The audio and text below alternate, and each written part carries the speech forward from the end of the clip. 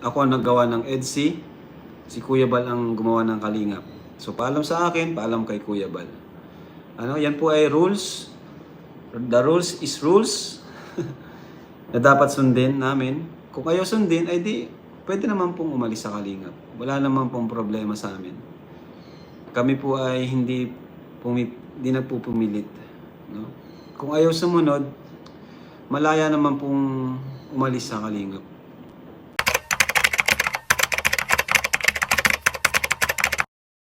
So yun na guys, good morning, good afternoon, and good evening muli sa inyong lahat. Ito muli ang inyong lingkod, Batang Elio po at ang bibigyan naman po natin ng reaction sa ngayon guys ay regarding nga po sa live stream ni Kalingap Rab kagabi po na kung saan ay talagang ipatutupad na po yung rules ng Kalingap na sa tingin ko naman ay dati na po ito, kaya lang medyo lumuwag-luwag yata, pero ngayon ay talagang ipatutupad na po muli. Regarding nga po dito kay lalo-lalo na nakasentro yung pinag-usapan kagabi tungkol po sa privacy ng pamilya ni Viancy, sabihin na natin pong gano'n, no? And marami pa pong iba guys. And kung titingnan po natin yung aking thumbnail na wala na yung tindahan ni Viancy. At yan po ay dinesisyonan na ni Kalingap Rab. At yan ay malalaman natin mamaya kung bakit. And bawal na rin po na i-vlog ng mga ibang vloggers si Viancy dahil nga po ay talagang namang sobra-sobra na. Lagi na lang pong siya yung laman sa sa wall, sa YouTube, sa Facebook, at kung saan-saan pa. And the last one is kailangan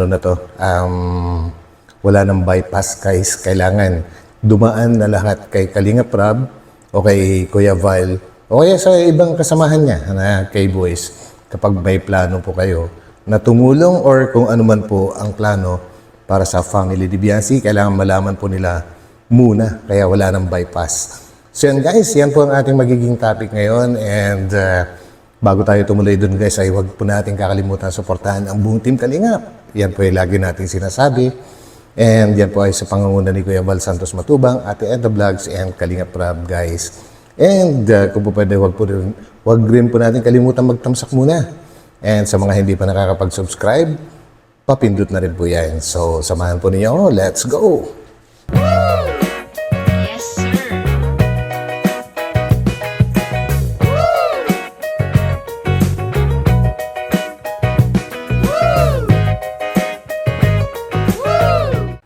Tindahan ni Viancy guys, talagang ako po, walang problema sa tindahan. Walang problema kung tatayo ng tindahan. Pero mas di ko lang talaga nagustuhan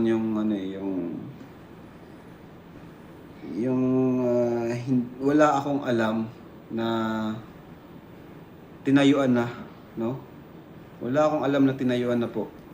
Kasi ang nasa isip ko, fresh pa yung bahay. Kumaga, hayaan na muna sa natin, enjoy nila yung bagong bahay. Hindi pa naman po nila kailangan ng pera. Hindi pa kailangan na masyado. Marami pa pong budget, marami pang pera si Viancy. Ako mismo alam ko po yan. And sana, preserve muna yung ganong bahay. Kasi yun nga po, pinaghirapan ko po. Milyon din po yung nagastos ko mula sa aking sariling pera. Milyon din po. And syempre, sina Supermac, lahat yan, ako ang kausap.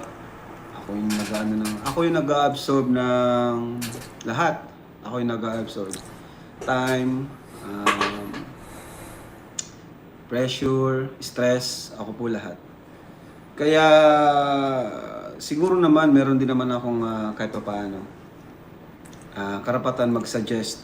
Ngayon lang naman po. Kasi gusto ko pang i-enjoy siya bilang pinakamagandang pabahay natin. Yun sana gusto ko pa siyang i-enjoy. Huwag na muna natin siyang pakialaman. Kasi gusto ko siyang maging ganun muna. Ganun siya. Bakod sana muna po ang gawin natin. Yun. No? And sana ay nakipag-usap muna sa akin para naman sa nagkasundo tayo kung ano yung magiging itsura ng bahay. No? Kasi di pa naman, marami pa pong nangangailangan dito ng tulong. Marami pa akong angels na mas kailangan ng tulong. Hindi lang si Viancy. No? So hayaan na muna natin sila, bigyan natin sila ng space. Bigyan natin ang family ni Viancy ng space, no? Ako nga mismo, guys, bihira ako mag-vlog doon. Bihira ako mag-vlog sa kanila kasi alam kong marami pa silang budget, may budget pa sila. No? At hindi ko naman po pababayaan si Viancy at ang family niya, di ko yan pababayaan. Always ko yung mini-meeting na sabi ko sa kanila, si Viancy ang tataguyod sa inyo. Si Viancy ang, ngayon na, nangyayari na, di ba? Si Viancy ang magbabago ng buhay nila, which is nangyayari na po. No? Kaya hayaan nyo na muna po sila, bigyan sila ng space. Ako na pong bahala, ako nang bahala sa kanila. Marami pa dito akong Kalingap Angels, tulungan nyo. Marami pa po sila, Si Viancy po ay umaapaw na po yung blessings.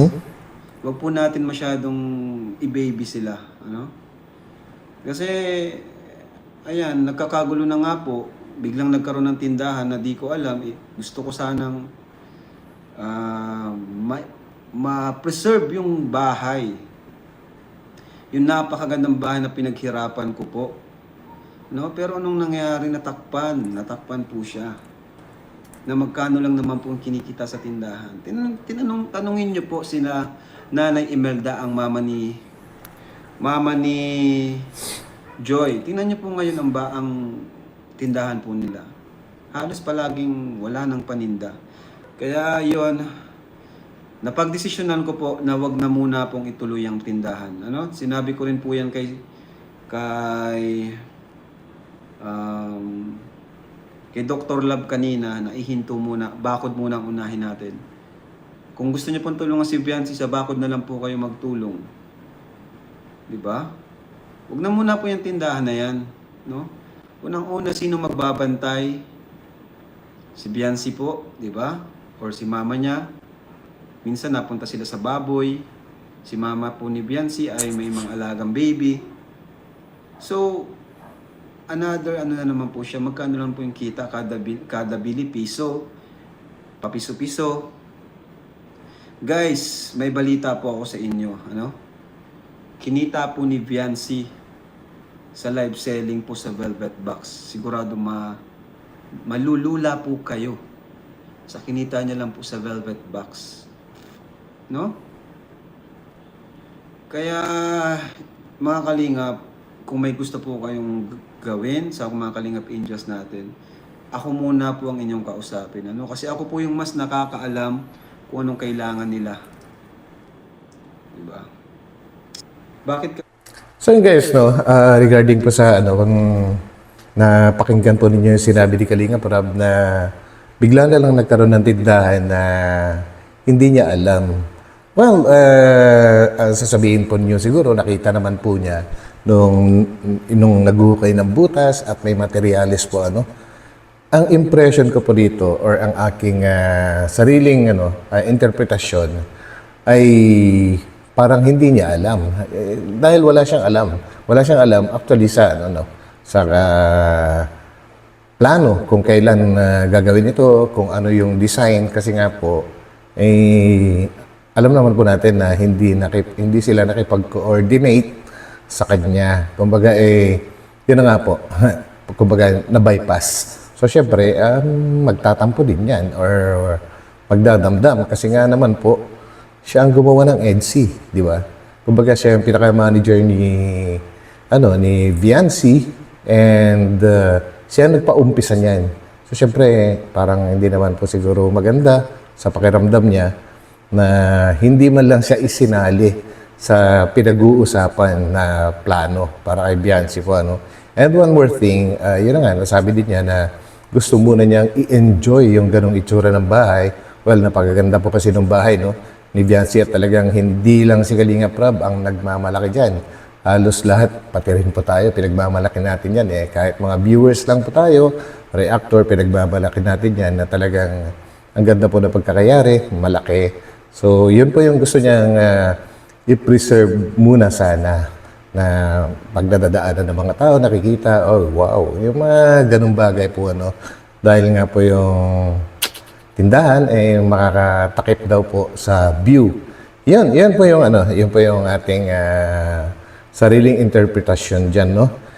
So yun. At tungkol naman po sa ano guys, tungkol naman po sa ano ni Biancy, yung sinasabi ni Kalinga Prab na hindi pa niya kailangan ng dagdag or maraming pera kasi marami pang budget itong si Biancy kasi nga guys, alam kong napanood naman po ninyo no, kung paano kumita si Biancy ngayon sa ano, sa Velvet Box. Actually, binanggit ni Kalinga Prab dito sa live stream niya na malaki yung kinita ni Biancy.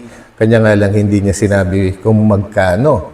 And kung gusto po niyo malaman guys, nakapublic naman po yun eh. So pwede niyo pong i-review, panoorin niyo po yung pinaka-last na vlog ni Kalinga Prab kay Biancy po, ano, yung pagbisita nga po niya sa bahay nila. Doon, parang nabanggit po niya doon kung magkano po yung amount. Anyways, hindi naman bawal tingnan niyo kasi nakapublic po yun guys. So, yan. At sana ang hiling niya, lagi makikipag-coordinate po sa kanya. So yun guys, tuloy po natin. Kasi nag-bypass. Yun. Diyan nagsisimula guys ang wakwakan. Yung paano bypass. po kapag wala po akong alam. No? Mhm. Tapos minsan kami pa po yung masama kapag sinuway. Guys, diyan po nagsimula lahat. Diyan nagsimula lahat kapag meron ng pumapasok na wala akong alam. Kaya please, ingatan po natin si Biancy. Kasi ayaw kong masira po yung... Siyempre, yung bata, kailangan po niya talaga tayo. Mabait yung bata, si Biancy. And hayaan po natin sila. Bigyan natin sila ng space. Mhm. No? Kung may gustong tumulong, sabihin lang po sa amin, sa K-Boys. No? Andito naman po kami. Kami mismo yung maghahatid. Uy, Actually guys, medyo nalito lang ako doon, no? Sabihin sa mga K-Boys. Kasi sa pagkakaalam ko, nakikipag-coordinate yung ibang ano no, ibang sponsors. Normally kay Dr. Lab o kaya kay Red Zane po ano. Siguro yung iba hindi nakakarating kay ano, kay Kalinga Prab, kumbaga hindi na i-coordinate sa kanya. Kaya sinasabi ni Kalinga Prab na hindi niya alam yung mga ibang bagay na binanggit niya dito ano. So yan po yung aking ano, sariling pang-intindi. Kayo guys, kung ano man po yung sarili niyong opinion, para po tayo pwede po natin pag-usapan yan, pwede niyo pong i-comment down. So yun po, yun lang po yung aking sariling interpretasyon doon. So tuloy po natin. si Papa. Huwag na muna i-vlog si Glenn kahit sino vlogger sa mag-vlog ko. And Yun na. alam ko po at sigurado ako na hindi pa okay pa po sila, okay pa sila. No? Mahirap yung masyadong ma-overwhelm tayo sa ating tatanggap na pera. Kaya hayaan mo natin silang enjoy yung bago nilang bahay. Mhm. Hayaan mo na po natin nilang enjoy ang bagong bahay nila Biancy. No? Ako nga po, bihira ako mag-vlog sa kanila eh. Yes, totoo yun. Bihira akong mag-vlog sa kanila. Kasi gusto ko na silang bigyan ng space. Gusto ko silang bigyan ng ma-enjoy naman nila nang wala tayo. So kung may sponsor na bibisita, sana alam ko din. Yun. No? Para naman diyan kasi nagsisimula talaga. Mga sponsors na bumibisita. Di ba? So yun guys, no? Yun na nga, ibig sabihin, huwag na huwag siyang i-bypass. Kasi nga po, ayaw na niyang maulit guys. Ayaw na ni Kalinga Prab na maulit. Yun nangyari po. Doon, alam niyo na kung sino po yun, no? Yung nakaraan na naging kapartner din ni Kalingap Edo na kung saan ay talaga nga namang ang pangit pong banggitin dito eh, kung paano po yun. Pero ganoon nga po yung nangyari. Dumirekta na po yung ano. Sa pagka palaging gano'n, ang ibig sabihin, pag palaging binibisita or what, siguro baka lumambot. Kaya lang, baka lumambot sina Biancy, kaya lang, laki din po ng tiwala kina Biancy po ano, na hindi sila magbabago.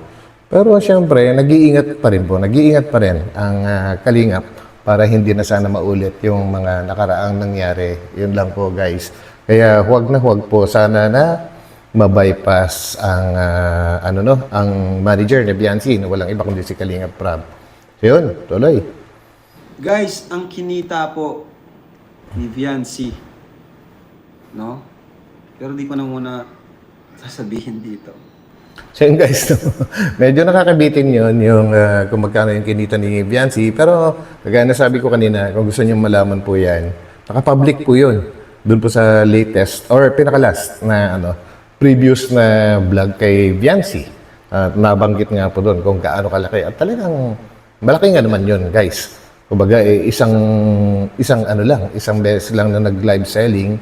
Ilang oras lang yun. 1, 2 oras lang siguro. Pero sweldo na po yun ng mga, siguro sabihin na natin, isang buwan na sahod ng isang public teacher. Correct me if I'm wrong, pero yun lang po yung aking comparison. Napakalaki. Pero sobrang laki po talaga dahil sa Velvet Box. Yan yung mga opportunity na binibigay natin sa kanila. Kaya hindi po natin sila pinapabayaan. Yun. Di na mapahinga sa camera. Yun na nga po eh. Sa totoo lang po,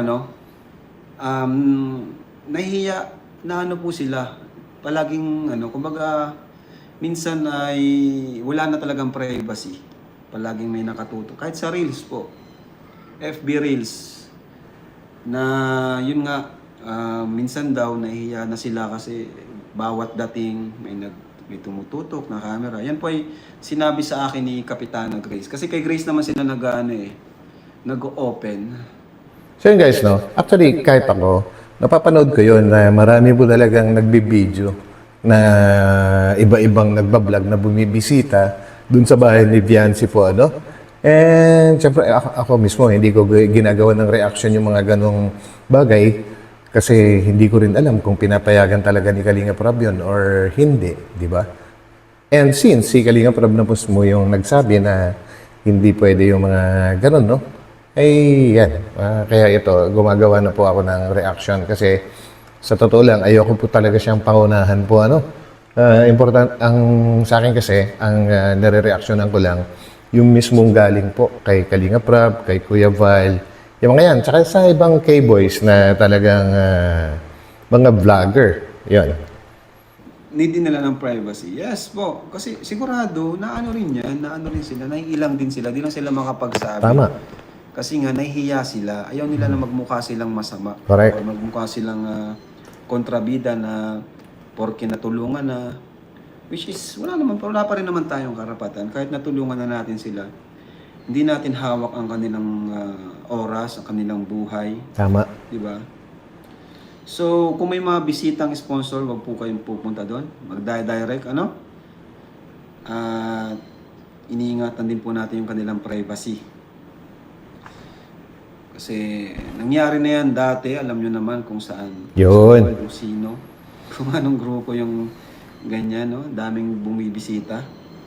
So yun guys, malinaw na malinaw and syempre alam ko naman na mababait naman po yung mga sponsors ni Viancy or ng EDSI. Alam kong susunod at susunod sila sa rules, no?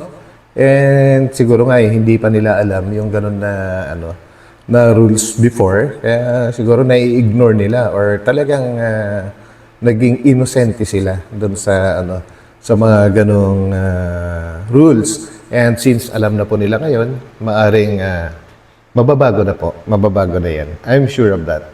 Tuloy.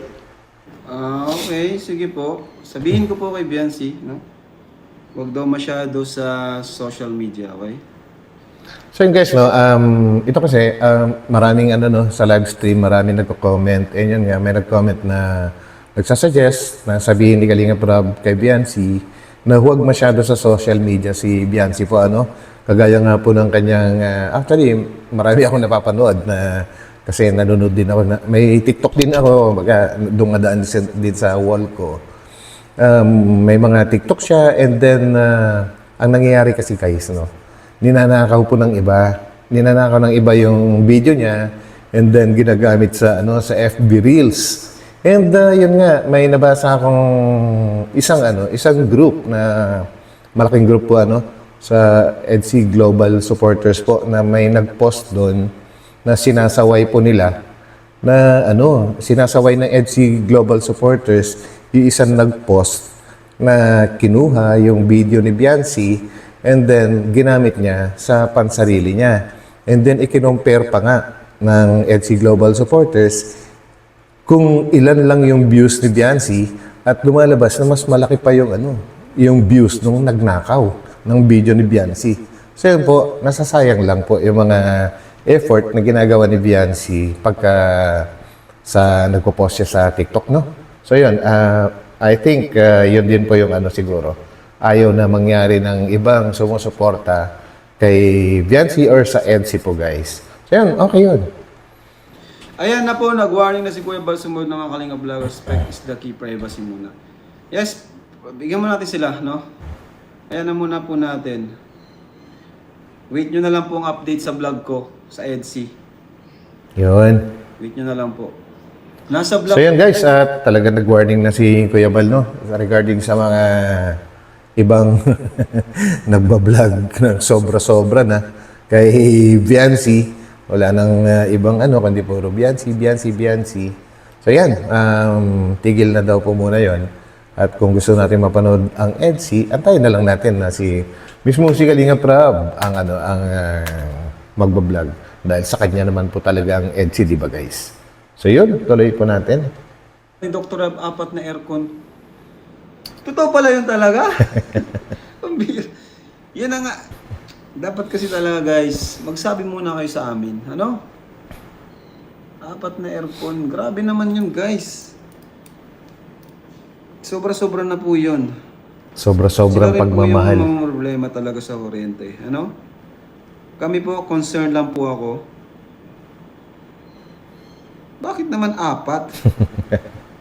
Grabe naman yun.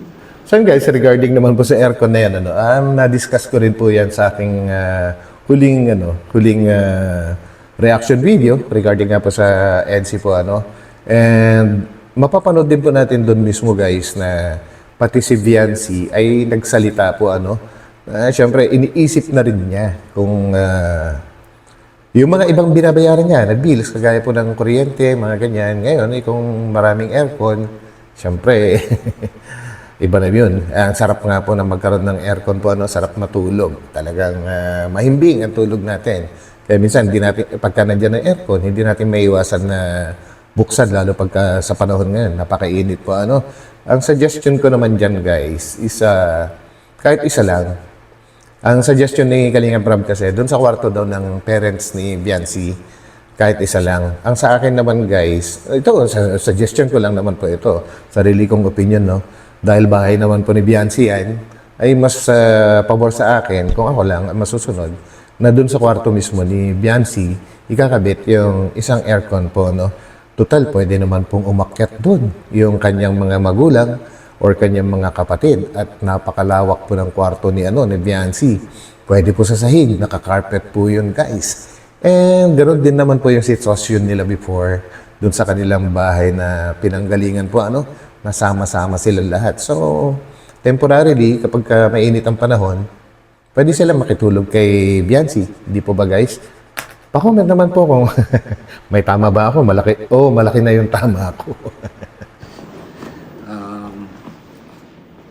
Ako po ang manager po ni Biancy. Yan. Ako ang manager ni Biancy. Ako ang manager ng EDSI. No? So, magpaalam muna po sa atin. Ako ang naggawa ng EDSI, si Kuya Bal ang gumawa ng Kalingap. So paalam sa akin, paalam kay Kuya Bal. Yan po ay rules. The rules is rules. Na dapat sundin namin. Kung ayaw sundin, ay di, pwede naman pong umalis sa Kalingap. Nako. Wala naman pong problema sa amin. Kami po ay hindi nagpupumilit. No? Kung ayaw sumunod, malaya naman pong umalis sa Kalingap. Nako guys, medyo mabigat po yun, no? Pero, yan po, pagpapakita na talagang ipapatupad na po talaga nila yung rules. Kaya siguro nabanggit ni Kalinga Prab na pagka ayaw sumunod, pwede naman pong umalis sa Kalinga. Kasi, rules, dapat masunod na ngayon.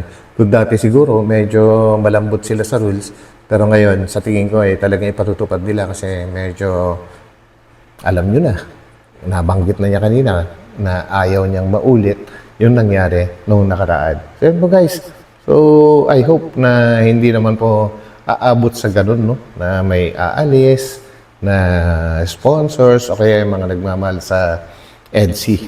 Alam ko, maintindihan nila yan. I'm sure of that. Halos di na makapasok yung nanay at kapatid sa bahay noon andun ang mga vlogger sa kanila. So guys, malinaw sinabi ni Kuya Bal, no? Wala na munang magba-vlog kina Viancy. Ano? Huwag po nang nating bisitahin yung bahay nila. Okay? Bigyan natin sila ng space, freedom, yung tipong hindi sila mag-aalala na baka may dumating. Yes. Diba? Yung tipong Yes. hindi sila mahihiya sa kahit anong ano nila. So, bigyan mo natin sila ng space. Tama. No to Actually guys, no, sa mga ibang napapanood ko na nagbablog, talagang minsan kahit may ginagawa yung tatay ni Viancy, minsan hinahanap nila, ganyan-ganyan, at gusto nilang kausapin, kumbaga nawawalan talaga ng privacy, and then nag-aalaga ng bata yung nanay ni Viancy, nagluluto, mga ganyan, tapos biglang may darating. Siyempre, imposible naman hindi nila haharapin yun, no? Kasi iniisip nga po nila, kagaya nung nabanggit ni Kalinga Prab, ayaw nilang magmukha silang bastos. Di ba? Kaya sila napipilitang humarap kahit sila nga po ay hindi nagre-reklamo. Pero kagaya nung sabi din ni Kalinga Prab na nagsasabi din po sila, yung, lalo na yung kahit po yung mga ibang Kalingap Angels, kay ano po kay Kapitana Grace sila nagsasabi. At si Grace naman po ang nagpapaabot kay Kalinga Prab kung ano yung mga sentimiento ng mga Kalingap Angels. So yun po guys. Yun lang po ang bypass. Yes. Guys, no to bypass tayo. Yun na, no to bypass na. No to bypass tayo. Huwag na nating ulitin yung nangyari sa previous love team, no? Huwag na po. Ako po ay nagsasalita bilang manager po ni Viancy. Nagsasalita po ako bilang manager ng EDC and ni Viancy. So, no to bypass guys ha. Kung nakaraan, medyo pa kami nun medyo mababait pa talaga. Pero ngayon, no to bypass na talaga tayo. No? Yun. So yan na guys, no? Talagang yun yung talagang yung no to bypass, yan talaga yung pinaka main concern dito ngayon. Dahil dito nag-umpisa ang lahat-lahat po ng mga mga hindi pagkakaintindihan. So yun guys, at alam kong malinaw na rin po ang ating mga ibinigay na reaction. Bawat mga topics ay ating binigyan ng sariling opinion, and I hope naintindihan po ninyo guys. And sana walang mga sasama ng loob po dyan at tayo nagre-reaction po lamang. So yan guys, maraming salamat muli sa pagsama ninyo sa akin dito. At magkita-kita po tayo muli sa aking susunod na upload. God bless po sa lahat. And ingat po tayo. At ako'y magpapaalam muna saglit. Bye-bye.